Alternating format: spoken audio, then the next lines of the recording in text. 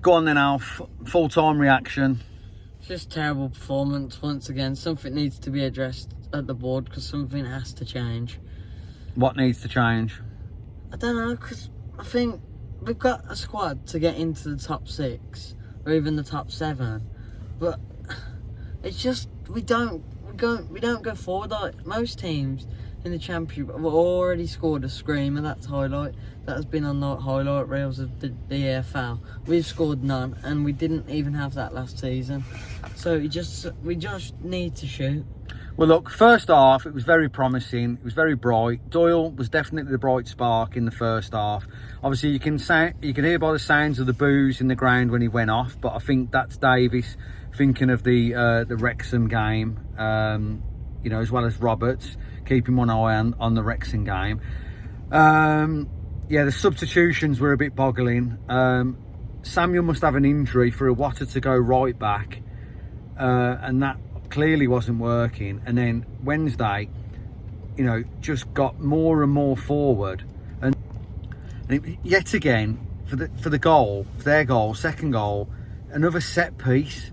I just don't understand what goes on. We've got a set piece coach, and I just don't understand. But we've got to be putting teams like this away. We had loads of possession, we had loads of control of the game, and then second half we just looked clueless again, and we're not putting teams away. Now, I'm not being rude, guys, if we're not putting a team away that are down the bottom, then we are not even a top 10 side at the moment. Now, I know Chris Davis is learning on the job, learning about the players. Kyogo's really struggling at the moment, and if we're not going to give him the service to complement him as a striker, then there's no point, because he's making the runs. We can clearly see Demarai Gray was making the runs and nobody was finding them. So are these players on a different wavelength to the rest of the group, or is it the instructions that they're getting from the coaching team? Because we've got out of jail there. I mean, we've took a point, and we'd be happy with 4 points this week. But can we get 3 points against Wrexham? Now, they're a direct team. They're going to be a threat from set pieces, and we ain't dealing with it. We're not dealing with balls over the top, and we're not dealing with set pieces. So something has got to be addressed. So, it's deeply, deeply frustrating. The fans were leaving early. There was boos. There was boos at final whistle, but then people realised, well, it actually ain't that bad because we got a point. Davis looked angry. Dimmy Gray, got the goal, done well for that, and it was absolutely limbs in the stands, Yeah. But we're celebrating a terrible draw and a terrible second half performance. That's what we're celebrating, guys, because we've got out of jail there.